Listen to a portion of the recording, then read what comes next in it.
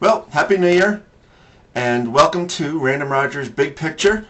This is the big picture for the week of 12/31/2006, or if you'd rather, January 1st, 2007. Woohoo! Okay, now that that excitement is over with, I got an email asking about using narrow-based products in an effort to create alpha. The email talks about as products increase, average do-it-yourselfers have more sources for alpha. And he talks about, seeking alpha from alternative ETFs, and I'm kind of taking this to mean narrower ETFs, and a little later on he says as much. Well, that's a complicated question. A while back, for about 10 minutes a few years ago, I worked for Morgan Stanley, and I went to a sales training thing, and they taught us in the sales training there's 4 personality types. One of the 4 is the engineer type, who likes to calculate and figure and yada yada. That's not my type. Nothing against anyone who is an engineer type, but this question kind of sounds like it's an effort to, clearly add value to his own account, and, great for that. But it also, and this is where, this answer may not, or this post may not be such a great answer, it seems like an opportunity to make your portfolio much more complex than it needs to be. If you've been reading my site for a while, you've seen the various things that I try to structure my portfolio around, where I try to emphasize, de-emphasize, overweight, underweight, how I look at trying to pick what parts in the market, I think are going to do well, parts I think are not going to do as well. And I try and do this in a manner that is very big picture, very simple. Quite frankly, and I don't know if this person is trying to quantify alpha in his portfolio, and our software at work I think will do this, but quite candidly, I don't think about adding alpha in terms of a quantifiable way ever. I never think about that. It's a very complex thing. No matter how hard you try to add alpha or how little you try to add alpha. In certain years, you're going to add alpha. You're going to add a lot of alpha relative to your own ability. And in certain years, you're going to do a lousy job adding alpha relative to your own ability, regardless of the effort you put in. That's just how it goes. That kind of ties in with some years you're going to beat the market, some years you're going to lag, and so forth. I spend no time doing that. Clearly, some of the narrower-based ETFs or open-ended funds or closed-end funds or individual stocks, clearly any of these things are a means to create alpha. The question then becomes, is it worth doing? I think it depends on how much time you want to spend on your portfolio. Something I wrote about during the week was China. The ETF is up a lot. The Chinese oil stock that I own for a lot of clients is up a lot. China's a long-term theme, and that's great. And again, tying in with something else that I've written about quite a few times is not knowing where outperformance is going to come from. This last couple of months or so, China has helped a lot.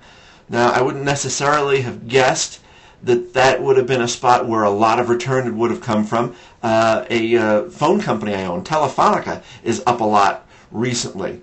Again, I wouldn't have necessarily guessed that would have been the spot where a lot of extra return would have come from, but it did.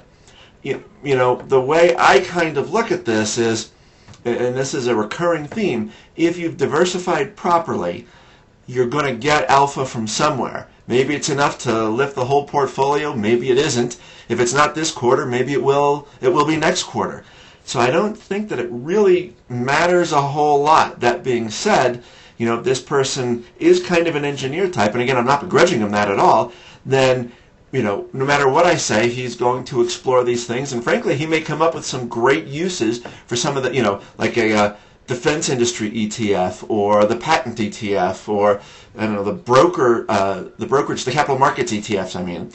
There's all sorts of different things out there, and if you narrow it, when you build a sector, like, let's say the financial sector, okay, if you want to add a little bit of volatility or a little bit of extra return potential, then instead of just buying something like IYF, which I probably own for a couple of clients, you might add a capital markets ETF, something that has all the brokerages and a few of the exchanges, or conversely, you might just go right for adding, not a name I own, Chicago Mercantile Exchange. You know, that thing is a hot potato. I wouldn't be surprised if it were up or down 150 points in 6 months. You know, you give yourself a chance for outperformance. You may not get it, or you might. You know, you can only guess. But those are ways to try to add some alpha. Of course, you're also adding volatility. If you've taken a name, you know, like CME or BOT or any of the other ones, Intercontinental Exchange, they're interesting companies and there's a lot going on there.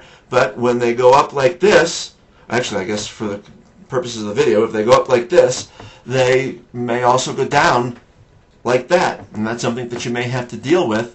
Helps you decide whether or not it makes sense for you to try and add alpha.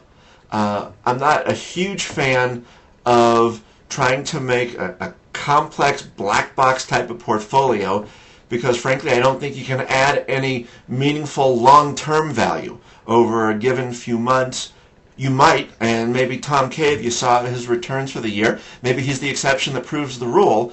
But for most folks, it's probably not necessary. The thing that's more important is just being diversified, saving properly, not getting scared out of the market at the wrong time, and not getting giddy with excitement at the wrong time, and kind of just have an even keel. You give yourself a great chance of success in the market and success with your portfolio without having to be right about too many things. And no matter what you think about that, it's pretty tough to argue that that's not simple.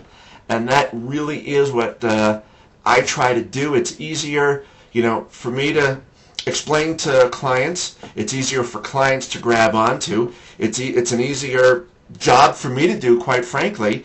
And I'm convinced it's the right thing for the client. You know, if you think about the one fellow who had 25% in one of the biotechs that dropped to 80%, 25% of his portfolio. You know, he was trying to do something, or his broker, whatever, was trying to do something for the guy that was not simple. There are plenty of instances where people try to do things for themselves that just flat out are not simple, and that's where trouble starts to build. And, you know, I can certainly look someone in the eye and say, yeah, because we were diversified and we didn't capture, you know, technology tripling, for lack of a better example, but you were diversified. You know, I can feel better about missing out on something like that than trying to look someone in the eye and say, well, you know, our research said that biotech stock, that their patent was going to get FDA approval. So sorry you took a six-figure hit, but better luck next time. You know, not something I can do. The former is something I can do. I can feel good, and more importantly, you managing your own portfolio can feel good about having it simple, keeping it diversified. And, well, the screensaver just clicked in, which probably means I'm at about the limit of what I can do for the video that'll fit on YouTube. So, Happy New Year. This topic keeps coming up and will continue to come up. Bye-bye.